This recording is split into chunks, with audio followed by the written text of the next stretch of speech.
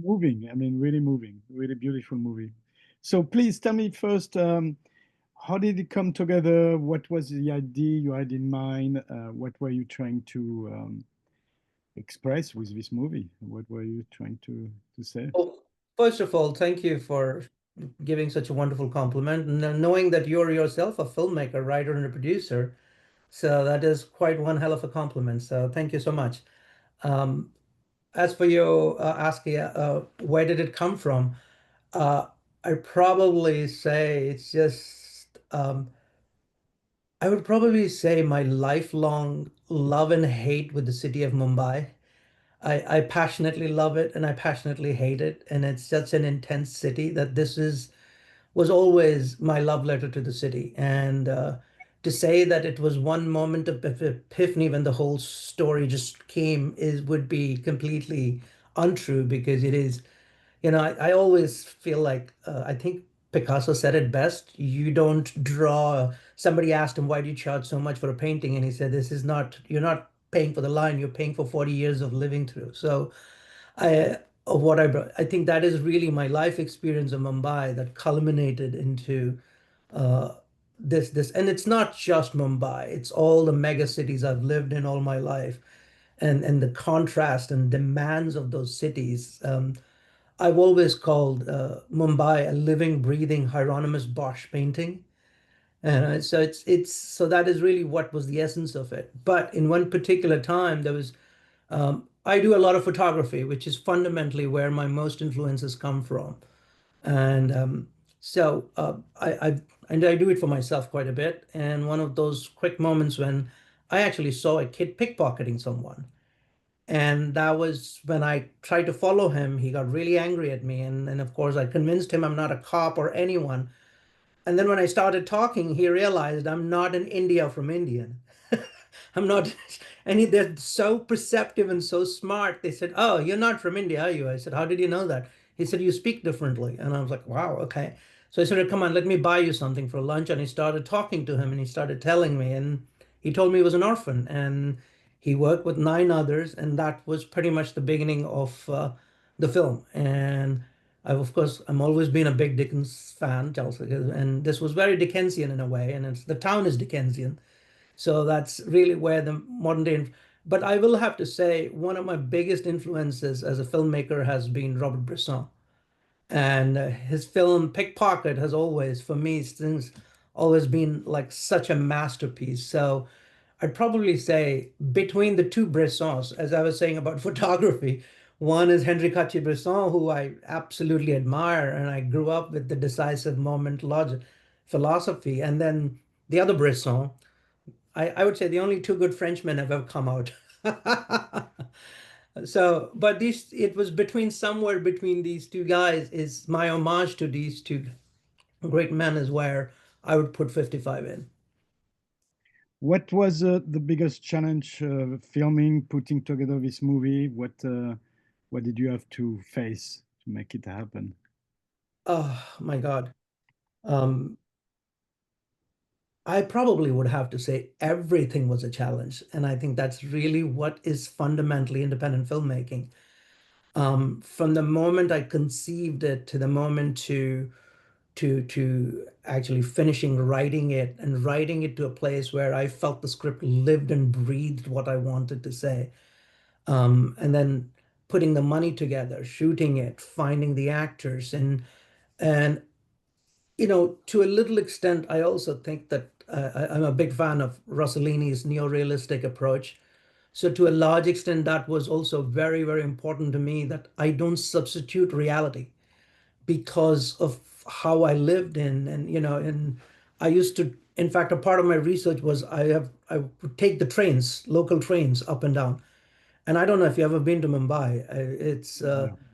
It's like being squeezed the water out of a wet rag is how how I explain a train ride in Mumbai. It's literally you'd be lucky if you can breathe. And so I used to go like and I did quite a lot of those things and that to me was that experience of being compressed, the idea of getting in and getting out of a train, changing experience, just that. So to me, that was really important to bring that reality into the film. So my decision was to shoot in real railway stations. And that was just an insurmountable Don Quixotic decision to make. But it's I kind of embraced it and I went along with it. But that came with challenges of, all those people are real people getting in and out of trains. So I would, and the trains didn't stop for me. So I would time my takes to each train that came and went. So I had a gap of 6 minutes between takes to reset and give notes and take another take.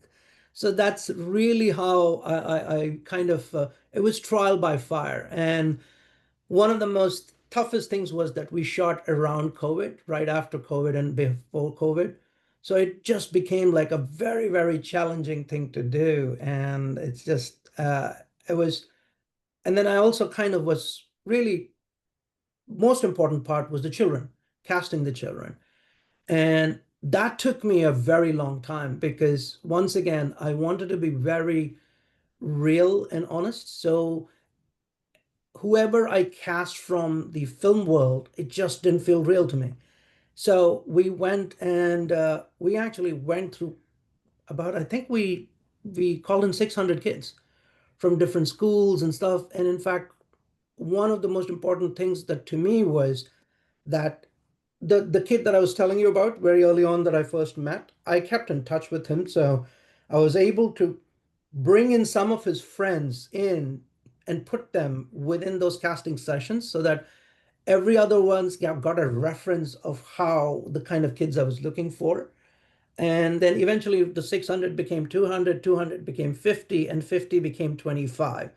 And out of those 25, half of the kids were from this very famous slum called Dharavi, which is one of the world's biggest slums.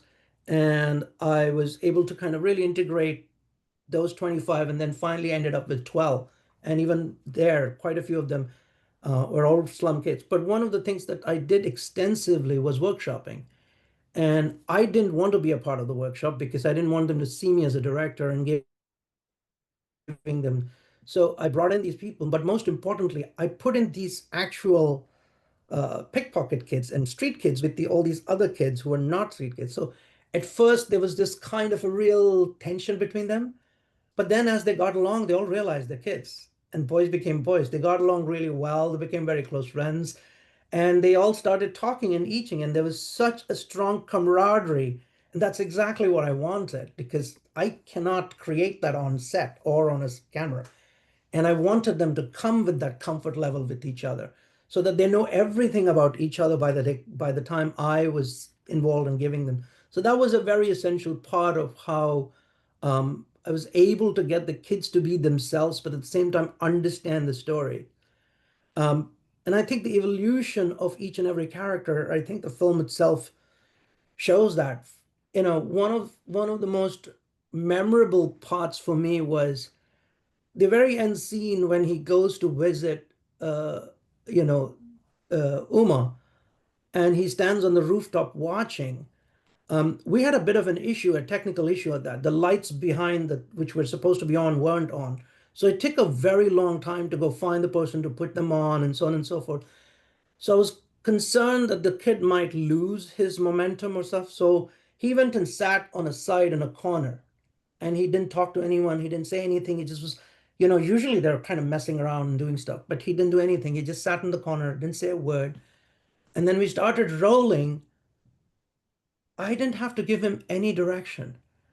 Wow. And I just felt like, okay, my journey as a director is complete, where his eyes had this glisten of a film of tears, which he never cried, but you could tell how he held it back. For me, that was an enormous sense of achievement because I didn't tell him to do that. He sensed it immediately himself what that scene meant to him. So I just felt that the kids became those characters. Very great. Absolutely. No, that's amazing. Ultimately, what are what is the takeaway? What are the theme you hope you express, and what do you hope people get and understand from this movie? What is it truly about for you? I think for me, you know, it really, at the end of it, I always believe every director tells one story. They're always telling the same thematic stories. They just happen to set it in different settings, whether it's Nolan, Martin Scorsese, Quentin Tarantino, or any of the, they all Paul Schrader for that matter, as a writer director who I greatly admire. They all tell one singular stories, and my singular story has always been about identity. And it's perhaps because I am myself an immigrant here, and that is a very uh, probably a strong driving force behind the narratives and the stories I write. For me, it's this kind of existential. It's an existential journey every human being goes through, single-mindedly. So it is, you know, currently we're living in a world where it just is brutal. It's really brutal, and the very concept who we are is just become like such a hot point. It's such a flashing, you know, it's really is become like the crossroads of, do we talk about our identity? Do we not talk about our identity? So it's kind of, that is really where most of my writing comes from. And to me, like if you're asked, and in today's world, I find it incredibly hard for kids. Like it's not the same world where I grew up as a child. And it was, the demands on children today is so much, much more, it's extreme, that how does a kid, grow up in cities that is hell-bent to devour them, that's hell-bent to eat them alive, and that's not just a Mumbai story. That's a global story. So for me, it's really about this kid who is actually trying to steal back his humanity and trying not to be just another number, trying to be something more than itself. And that's the existential, you know, journey of this kid that I really wanted to capture in the film. Absolutely.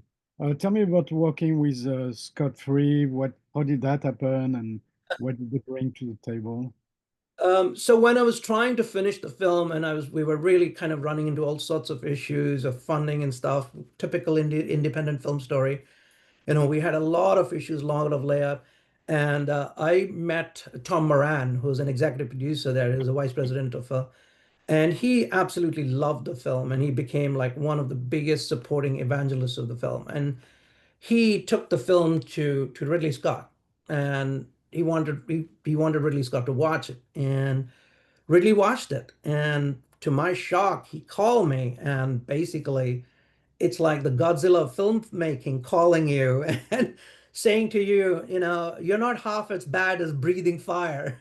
And that's when I knew that there was something special. And then that's when they got behind it, and they really kind of helped it push beyond the line. And the same goes for Paul Feig too. Paul Feig is another incredibly wonderful human being and a great, great human person, as both as a filmmaker as well as someone who really was very instrumental in getting behind the film and helping with whatever they could. So that's how they came on board. And I cannot thank them enough because they've been such tireless supporters of the film. Great. Well, what's the plan now with this movie? I understand it's coming out pretty soon. What are your hope? Does it has international distribution as well? Yeah, it's I think we already have quite a few markets that sold, and we're still selling quite a bit. And I really hope that we can get as much the thing that I really love is that Quiver was really like they put it on the theaters. For me, that's just I'm so it's every filmmaker's, dream that I know that today's world, everyone wants to sit and watch with the comfort from their couches, but the idea of going to a theater and watching a film is such a participatory, celebratory experience. It's not just about the movie, it's the collective experience of being with other people, being complete strangers and being transported into this different universe for 3 hours, not sitting on your couch and looking at the same objects that you've lived with practically. So to me, that the theatrical experience is such a wonderful experience. And so I was thrilled that Quiver is doing this. So I'm very thankful to that. And I'm hoping that they can more theatrical releases come out. I think there's Russia already happened. I think Japan is getting a theatrical release. So that makes me incredibly happy that even in these current environments, I'm able to, get to some theaters. So that's something that's very, very meaningful for me. Quiver is a great company. I deal a lot with Larry Greenberg over there. Yeah, absolutely. It's really for me, I was very thrilled, and I think it's coming out in LA next week, so I'm excited about that. Right. Well, thank you so much for talking with me this Oh, morning. my pleasure. Best of luck to you, Thank and you so anytime much. you come up to Santa Barbara, please reach out. Yes, absolutely. And I will get your contact from Marianne. And I do come. My daughter went to UCSB, Oh, so I really? used, yeah, Cool. so I used to come there. In What are fact, you? Yeah, go I'm ahead. sorry. Go ahead. Go ahead. What are in fact you were going to say? Sorry, go ahead. In fact, I'm about to do a movie with Scott Free, which is based on a very New York Times bestseller book called The Triple Agent. And Orlando Bloom is attached to it, and he lives in Santa Barbara. That's right, in Montecito. Yes, So we're I'm gonna supposed to be meeting him sometime. I might drive up there. So please. Yeah, yeah, let's get together. That's great. Well, good luck for the next movie, and we'll thank keep in you. touch. Thank Thank you you. so